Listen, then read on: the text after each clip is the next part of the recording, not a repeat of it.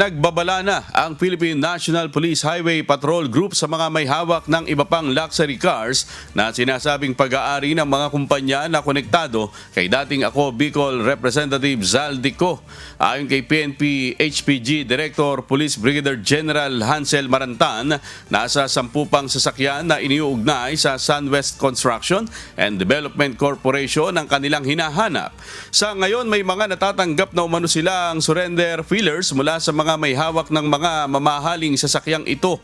Nasa 12 sasakyan pa lamang ang hawak ng Independent Commission for Infrastructure mula sa 24 na hinahanap ng Highway Patrol Group.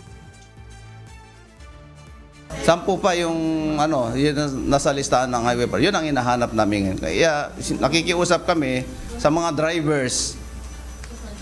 Surrender nyo na yan.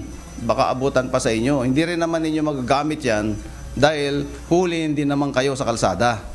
At hindi rin naman ninyo maibebenta yan. Pag inabutan pa sa inyo, kayo pa ang mananagot.